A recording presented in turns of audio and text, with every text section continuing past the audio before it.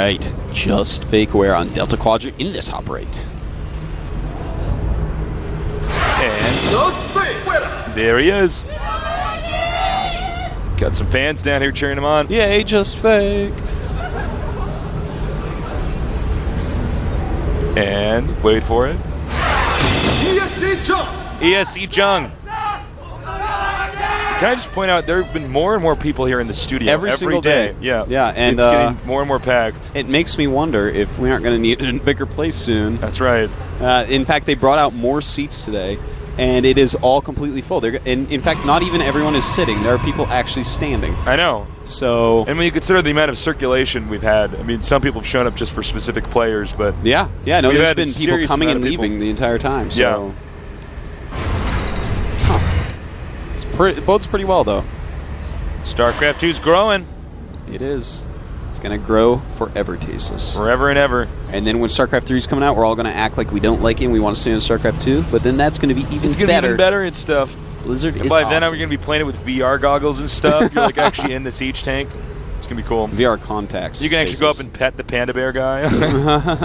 He like bites your hand off. Like, ah! You take the VR goggles off, you still have a hand. Well, pandas are bears. Phantom pain, though. Okay, so notice he did check the center of the map. He wants to see if there's any proxy shenanigans going on. Yeah. There is not. Now he scouts the Terran. Of course, our Terran player, Justfake, has not actually gotten into the Protoss' base yet, but nothing out of the ordinary so far. And, I'm really hoping ESC Jung can come back. We've had more Terrans qualify so far than Protosses. And I love his play. Nice stealing that gas. Nice. Is the Terran going to respond with his own gas steal? I don't Terran think gas so. steal is much less effective if you just kill the SCV. Yeah, Terran gas steal is not all that good. Well, what happens with a gas steal, if you're new to StarCraft or StarCraft 2, you're controlling your opponent's tech. You can't get the same kind of tech patterns you want. Obviously, you can only get half the income of gas. And whoa, he's having a seizure. He's going to bite his tongue out. Luckily, probes don't have tongues. I know. He could bite his tongue right off. Seizures are pretty serious stuff, man. Epileptic probe. Look, he's controlling his opponent's tech, though, as I was saying before I got distracted by the seizuring probe. So that means that the Terran might be forced to make a command center early, make more barracks, and that limits his options. We have a Reaper on the way here. Reaper opening so good. I do love one Reaper with Terran. Just one Reaper. Is it one special Reaper? Yeah, man. He's very special. Look at him. Look at him. He's got that sick mask on. That mask is badass. He's got those double pistols in his hands. That's so cool. He's getting close. Taking a look over here at the Protoss' base. There's a probe here. His seizure is ended. He's going back home.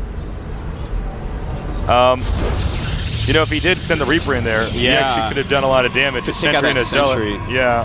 And killing a sentry early that Protoss has is really, really effective. We've seen so many people hold by the skin of their teeth with 1-2 sentries. Imagine killing that 1 or 2 sentries. Well, it costs so much gas. Yeah. He's going to go in through the back here. He's going to stop, stretch his legs. And there's no need to, really, though, because he floats. I know. He has leg pains. The Marauder's going to clean this up. What do we have? One command center and 2 barracks over here. Pretty standard play here. Now Reaper's going to go in here and scout. Sorry, go ahead. Okay. Fuck it. Your life is a fail. Yeah. Fail Reaper. That was not that good of a Reaper. Didn't really see anything. Didn't see the robo. Saw that warp gates obviously are being chrono boosted through. But that's just so common that you assume it anyways. He should have sent that Reaper in there earlier, and he could have done a circular motion like this around and done some serious scouting. It's nice to delay the Reaper just a little bit and hopefully catch him off guard with it, but that much, it's like, well, obviously they're going to have a lot. Yeah. Reapers and the Stalker blink ability is so strong on a map like this. You get the places so quickly. Now, we see the Robo Immortal on the way here. I do like the Immortal coming out. Helps out so much against the Marauders. Does 50 damage to them. Answering our previous question, the Observer is still in space on this map. So let's see if he's in space map, on Lost Temple. Yes. And Destructible Rocks have been taken out. He's going to float the command center over there. He probably should have made the command center a little bit closer. I think he was trying to avoid that best speed. The assimilator here. But then again, he could have made it like down here or something. Yeah. So, as you guys can see, warp gates are done. An Immortal pops out. And now the Protoss takes a look and Finally decides what road he's going to take as far as teching and how he's going to respond to his opponent. Now, the problem here is, you get out the Observer really, really fast, but already it is mining time. And this completely safe expansion, really hard to attack that. You have to go up the ramp or find some alternate route in, such as blinks, such as shuttles, whatever. But, I mean, already, the Terran economy, if we look at income, it's going to go up from there. Just give it a minute. It's going to go up, up, up, up, up, until the Protoss finally gets full probes at this expansion.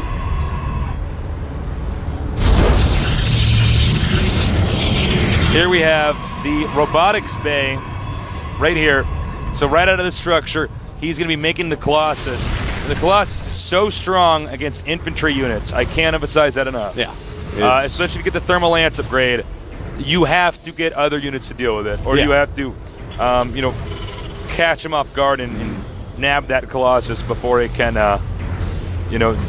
attack you. And he is preparing for that, making a reactor on the factory to switch with that starport, get some Vikings out, and hopefully also get some siege tanks as well. Siege tank with Viking is siege tanks are great against Colossus. Yeah, it's a great counter to Colossus. And you know what's great about it too is that whether you're target firing the Colossus or the other units, the Colossus is almost always on top of the other player's army. It takes a lot of splash so it takes damage. full splash damage. Here's a probe transfer. How many did he keep? See? Perfectly numbered. 16. Yeah, that is good play right there. That's good play. Solid. And look at that, almost full transfer to the expansion. Yeah. Going to get a couple more probes out, and his mining's going to catch right up with the Terran players. Oh wait, no, there's mules. Never mind. There's mules in this game. That'll never happen. That's actually every Terran player's favorite unit is the mule. Medevac out now. Okay, now that I didn't actually expect that. I thought we were going to see Vikings. He's getting the medevac. Yeah. Medevacs are great in a situation like the armies that are here right now, but by the time he engages, there's going to be Colossus out, and medevacs do not heal enough for Marines to actually live through Colossus fire. So. As you guys can see here at the production, the Thermal Lance is on the way, the Colossus is on the way. He needs to have Vikings. And ideally, you want to have so many Vikings that you can just fly them in there, even if most of them die. You kill up the Colossus, and then Marine Marauder takes care of the rest. But it looks like, 2 reactor starports. He's going to be able to get... Now I like it, because with the second one, he can get out a bunch of medevacs to let them work up energy, and then pump out a bunch of Vikings. And that's actually going to help him a lot during the battle to have all that extra stored up energy. So he's going to have to switch to only making Marines. I don't think he's going to be able to afford Marauders. That may whoa, he's going to go for a drop here, too. Cool. You know what? I don't think he actually knows about the Colossus yet, the way he's been playing this. He might not, but I think it's safe to assume that there's going to either be Colossus or High Templar. And, well, the Observer knows. Vikings, so. Okay, finally we got Vikings on the way. 2 more coming over here. And, he's going to unload. He realizes, no, I should not attack anywhere where there's going to be a Colossus. 2 Colossus. Getting to be quite a fearsome army. Has his units spread out. I like this play by Jung. To actually have these units spread out. And be able to intercept drops like the one that's coming. Yeah, when you play against a Terran, you got to be ready for drops because you can drop so well. Okay, hold on. The factory is leading the army into battle. Factory on the move here. Commander Raynor floating around in his flying factory, commanding the battle from above. And the probe slips out. Now, the probe can't see behind the gas that this army's here. Are there enough Vikings? We need a few more Vikings here for a Terran player to win this. And sound the alarms. He knows. Instant unit. Wants to take out that factory. Got to be careful with your Colossus. That gets out of range of your stalkers. 9 range Vikings come. And that is not what you want to see. Vikings are the siege tanks of the air, of the sky. Wow. I like that. You heard it here. You can see neither player's too sure about engaging the other one. It's very scary in a tournament that's worth this much. There's so much on the line here. He has to decide, our Terran player does, if he's going to actually throw the Vikings in there, because once he throws the Vikings in there, the Vikings are going to go down. Here he goes, he stims, but he needs to move The infantry back. The Vikings are taking some pretty heavy, they're doing some pretty heavy damage here, and all of the Colossuses are gone. Wow. He did it. He did a perfect job.